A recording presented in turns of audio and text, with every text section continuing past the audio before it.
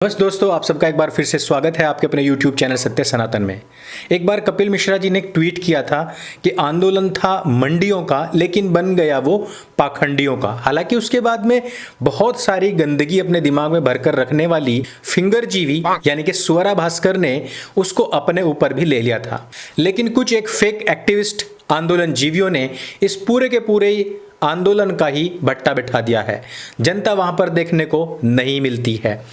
ऐसे में यदि किसी की मृत्यु हो रही हो तो कौन सा प्राणी है जो सबसे पहले उस पर लार टपकाता है? वो होती है गिद्ध। जी हाँ, आजकल के हमारे अपॉर्चुनिस्ट जो पत्तलकार हैं वो जरूर वास्तव में टीआरपी गिद्ध कहला सकते हैं।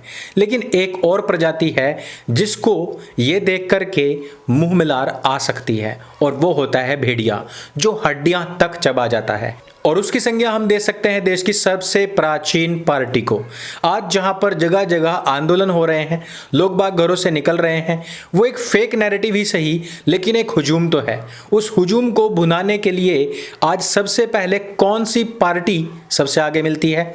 वो है कांग्रेस पार्टी। वैसे तो कांग्रेस पार्टी पूरी तरीके से वरिष्ठ जन पार्टी बन चुकी है, लेकिन जो थोड़ी मोड़ी जो बची हुई खुरचन है उसका ऐसा लगता है कि वो निकट भविष्य में या फिर बहुत लंबे अरसे के बाद ही सही लेकिन पीएम भारत के जरूर बन जाएंगे। वो जब देखो इन सब के पक्ष में आकर के कूदने और फांदने लग जाते हैं। हालांकि इसके विषय में यदि आपको जानना है कि संसद के अंदर इन कांग्रेसियों की क्या दुर्गति है, उसके लिए आपको संसद की पूरी पूरी कार्यवाही देखनी चाहिए। जब वो लोग उन सवालों का जवाब नहीं दे पाते, जब सत्तासीन पार्टी के लोग, सांसद, मंत्री कांग्रेसियों से ये पूछते हैं कि भाई आप जिस चीज की तरफदारी, जिस चीज की वकालत, जिस चीज के लिए आप एडवोकेसी पिछले कई दशकों से करते आ रहे थे, वही नियम अगर हमने आज लागू कर दिया तो आपको दर्द किस बात का है? वहां पर उनका कोई जवाब नहीं होता। लेकिन जनता, क्योंकि वो वोट करती है, उसको आप बोरा सकते हैं, उसको आप बरगला सकते हैं, उसको आप जिस भी तरीके से गलत और फेक नैरेटिव, गलत जानकारियां, अफवाहें उनके अंदर भर करके उनका पूरा पूरा नैरेटिव चेंज करके वोट बटोर सकते हैं। इस वजह से ये लोग संसद में ना बोल करके जनता के बीच पहुंच जाते हैं। और इसका सबसे बड़ा जीता जागता प्रमाण हमें एक वीडियो से मिलता है, जिसमें एक कांग्रेस की कार्यकर्ता स्वयं कह रही है कि मरी हुई कांग्रेस, खत्म हुई कांग्रेस में पूरी तरीके से पुनर्जीवन का संचार करने के लिए ये आंदोलन हमारे हाथ में आना, हमारे द्वारा कब्जाया जाना बहुत जरूरी है, चाहे हमें उसके लिए कुछ भी देना पड़े। महिला है इसलिए वो ज़्यादा खुल करके बात नहीं कर सकती कि कुछ भी क्या देना पड़े। हालांकि उन्होंने कोशिश की थी कि उसमें मियाँ खलीफा, उसमें रिहाना जैसी कुछ भी जो चीज़ें हैं वो दी जा सके, लेकिन वो नहीं दे पाई, वो अलग बात है। लेकिन वो फिर खुल करके कहती है कि भाई चाहे शराब ही क्यों ना भेजनी पड़े, हमें शराब भी वहां पर भेजनी है। लेकिन इसके पीछे का उद्देश्य, मुख्य उद्देश्य क्या है?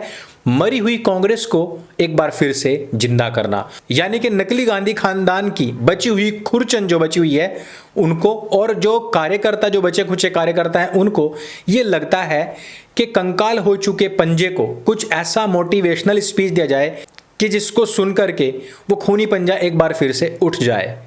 कांग्रेस आज की तारीख में एक मरे हुए आंदोलन को उसी प्रकार जीभ लपलपा करके, लार से भरी हुई उसके जो थूत है वो इसी प्रकार से देख रही है जिस प्रकार एक मरे हुए शव को, मरे हुए सड़े हुए जानवर को कोई भेड़िया देखता है।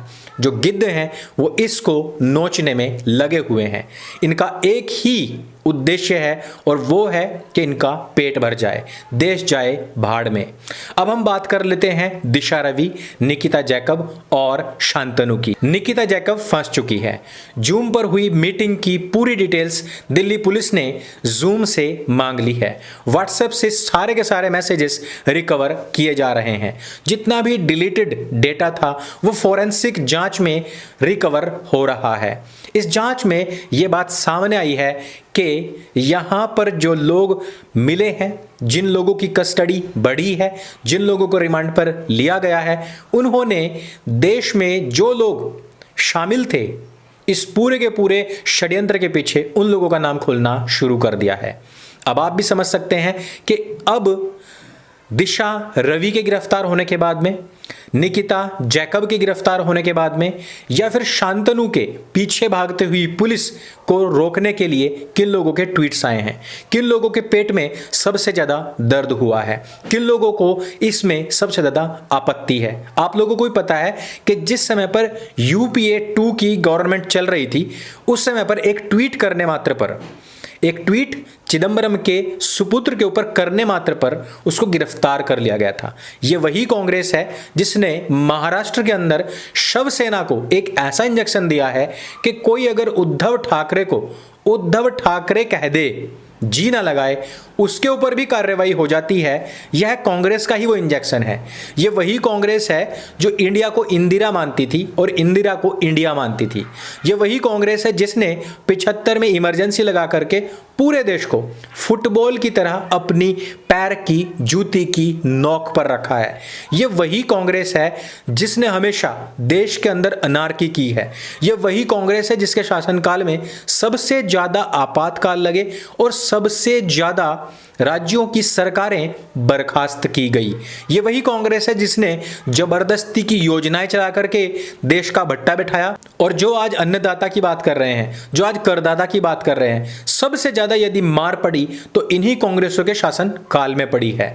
लेकिन आज यही लोग भारत का लोकतंत्र खतरे में बता रहे हैं। दोस्तों, इस पूरी की पूरी जांच में जो एक सबसे बड़ा नाम आया है वो है पीटर फ्रेडरिच का।